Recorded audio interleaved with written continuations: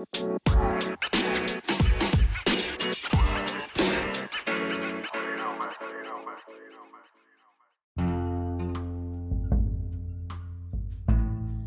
up, folks? How are you? I hope that you're having a great weekend. And I had the chance to be able to do Boca and Rosario Central. Man, Boca are bright, Boca are brilliant, Boca are insufferable, Boca seem to be torture, Boca seem to be all those things that I've mentioned in a 90-minute package. Why do I say this? Because there were moments that they showed individual brilliance. There were moments that they showed collective brilliance. There were moments that you thought that they were going to absolutely steamroll over Rosario Central. Yet at the same time, there were moments that you thought that they were going to get steamrolled, they were going to get beat, and they were going to get absolutely, I guess, broken by the opposition. That is a big problem because you can't go from one extreme to another that quickly. And I say this because at times Boca just shut it down. Boca end up having all sorts of issues when they have a lead, when they have an advantage. Nope, done. They just close shop and there's about 15-20 minutes left. Today was another example of that. Against Rosario Central, you saw a team that had all these issues in the first half, weren't able to respond, kind of are able to respond based on necessity than anything else, and that ends up being a problem for Sebastian Bataglia. You have a team that at times their personality or their gumption isn't quite there, but yet on paper it's a team that does have mentally tough players. It's a team that does have players that can make a difference and big-time difference makers. Let's add Oscar Romero to that mix now, since he's on the team as well. That ends up being a major problem because maybe you can get away with it with Aldo Civi, as I mentioned it during the game. You can maybe sneak through, which they did against Rosario Central.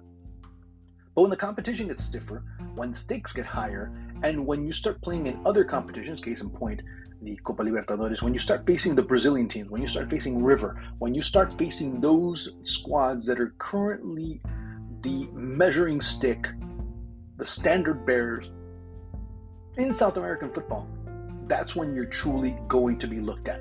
Not these matches. These matches kind of set up everything. They set up the stage for those encounters.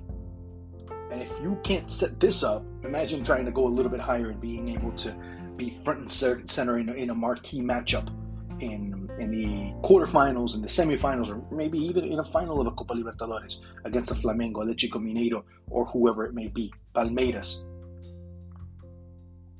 What are you going to be doing if you're Boca? You need to start playing the 90 minutes. You need to be playing more aggressively. There was individual play. Rossi had some moments where you're just thinking, what the hell is he thinking? Then he had moments where he was just absolutely lights out and bailed his team out, bailed himself out. Case in point with the penalty that he stopped against Emiliano Vecchio. Frank Fabra, we know what he can do. Sebastian Villa, we know what he can do. And it makes it that much more frustrating and difficult for Boca fans, knowing what they have, but you still find a team that can't find their way. That ends up being very troublesome.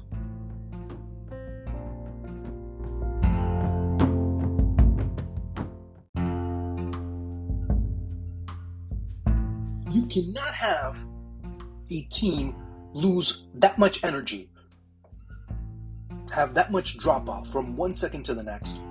And I say this because when Frank Fabra scores his goal, of course, the stadium just falls apart.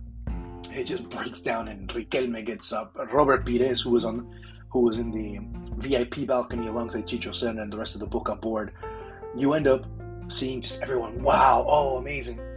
You thought that was a moment that if Boca just clamped down, the match was done. It was killed off. The problem is that you as a team just can't shut it down. And that's exactly what they did. They shut it down. They ended up giving the ball back. Go ahead, do whatever you had. Well, we already have the game won. A couple of minutes later, Rosario Central comes back. Lucas Martinez Dupuy ends up coming back and making it 2-1, made things interesting for a little bit, but then Central just didn't have enough at the end of the day. And they lost their composure, mind you. They lost their composure, and it ends up being one of those big problems for them to be able to find a recourse. Of course, Kili Gonzalez gets sent off. You start seeing what happened with Ojeda and him just getting sucker punched by Pulpo Gonzalez, who should have been sent off.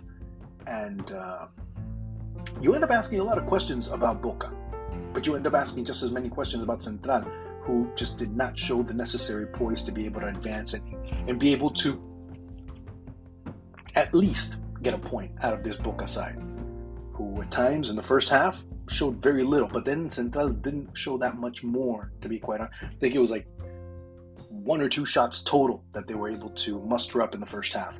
It's not enough. Boca didn't have any until late in the first half, when they started having that barrage of corner kicks. The header from, I forgot who it was, I think it was Izquierdos, and the save from Gaspar Servio that ends up going off the crossbar. But outside of that, really nothing else.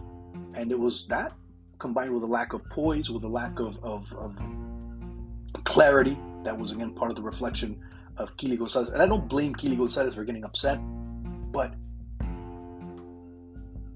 you as a coach can't let those emotions get the best of you, and in turn, those emotions end up getting the best of the team, which is exactly what happened. And they did not control the situation until later on in the second half. And by then, you could say that it was too little too late. So all that being said, to be quite honest with you, Boca still has a lot of work to do before they can even consider themselves contenders. That's just my opinion. But they still have a long ways to go. Can they get there? Yeah. They have they have the firepower, they have the manpower to be able to do so. But it's going to be up to them, and only them, to be able to make that difference.